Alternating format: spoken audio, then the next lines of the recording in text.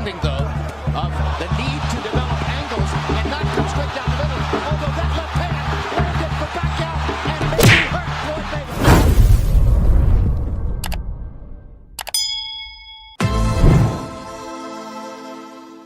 Mahigit 3 linggo na ang nakalipas ng huling lumaban ang ating nag-iisang angas ng Pinas Jonriel Cuadro Alas Casimero sa Japan, laban kay Yukinori Uguni na ginanap sa Ariake Arena sa Tokyo, Japan.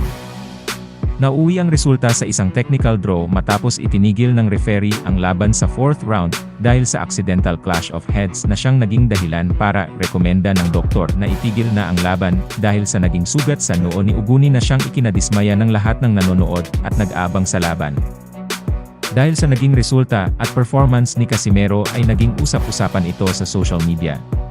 Umani ito ng sarit-saring komento at pambabatikos mula sa mga taga-subaybay at mga kritiko ni Casimero.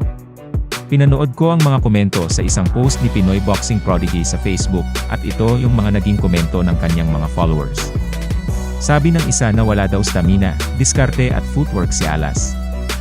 Bahala na lang kung tumama ang suntok at 2 round pa lang hingal na.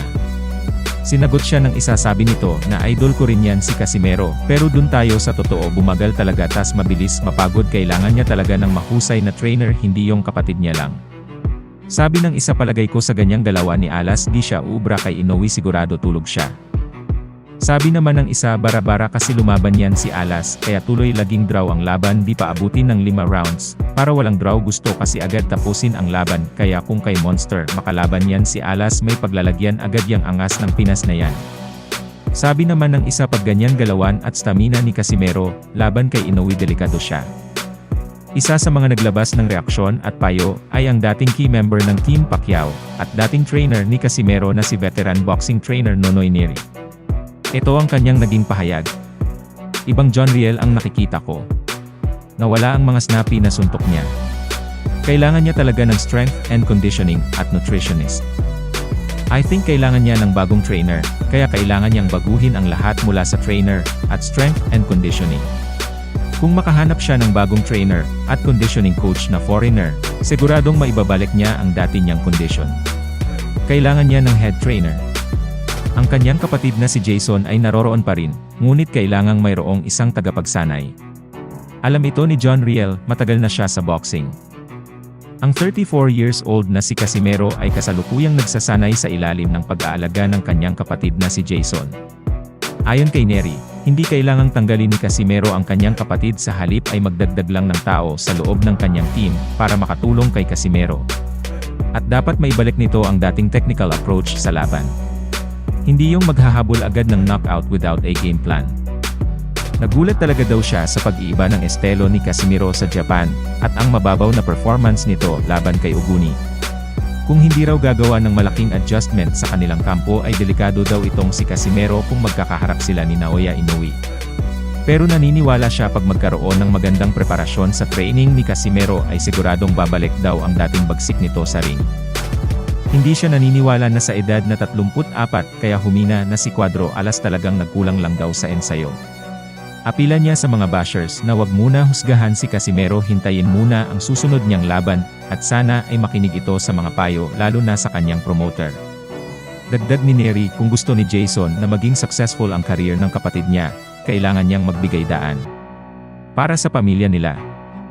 Nauna na ring naglabas ng pahayag ang promoter ni Casimero na si Masayuki ito ng Treasure Boxing Promotion na plano niyang pag-ensayuhin ang kanyang alaga sa Amerika at kumuha ng bagong trainer doon.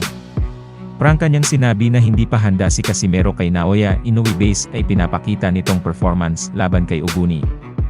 Dahil sa pahayag na ito ni Nonoy Neri at Masayuki, ito ay lalong umugong ang panawagang palitan si Jason Casimero ng coach na magsisilbing head trainer.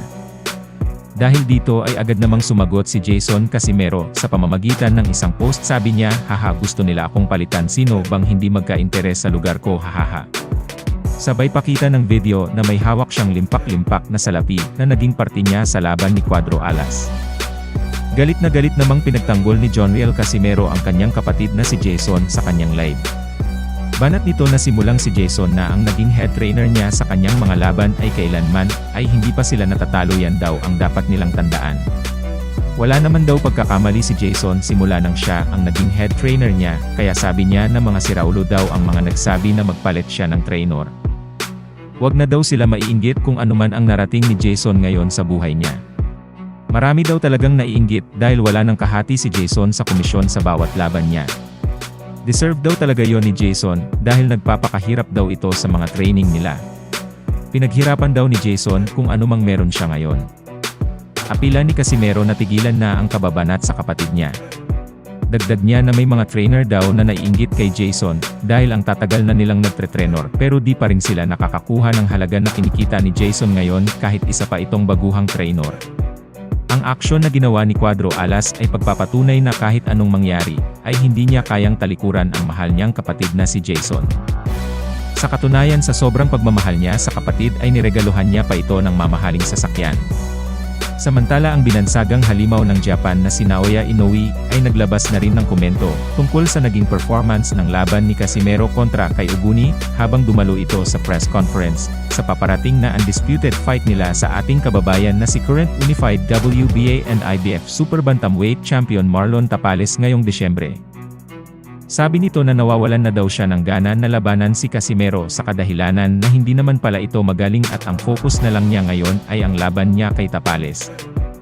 Samantala nagpalabas ng pahayag si Masayuki Ito na pinaplano niyang iharap si Casimero kontra sa kasalukuyang Asia Pacific Super Bantamweight Champion na rated number 4 sa WBO na si TJ The Power Doheny ng bansang Ireland na may kartada na 25 na panalo at 19 nito ay sa pamamagitan ng knockouts at may 4 na talo. Paglalabanan nila dito ang WBO title eliminator. Kahit 37 years old na si Doheny, ay pinanalo niya ang dalawang magkasunod niyang laban sa pamamagitan ng knockout. Sa katunayan ang panghuli niyang laban, ay tinapos niya lang sa first round laban sa isang undefeated prospect na si Japhet Lee Lamido ng bansang USA. Ano sa tingin niyo mga kaboxing? Tama kaya ang desisyon ni Jonriel Cuadro Alas Casimero na panatilihin ang kanyang kapatid na si Jason Casimero bilang head coach sa mga susunod pa niyang laban? May pag-asa pa kayang magkaharap sa ring si Casimero at Naoya Inoue? At tama ba ang plano ng promoter ni Casimero na si Masayuki Ito na iharap siya sa knockout artist ng bansang Ireland na si TJ Doheny? I-comment na yan sa baba at babasahin natin. Pero bago yan, sana ay suportahan nyo ang ating munting channel sa pamamagitan ng pag-like, subscribe, at pindutin na rin ang notification bell para updated kayo pag may bago tayong upload na videos. Maraming salamat po.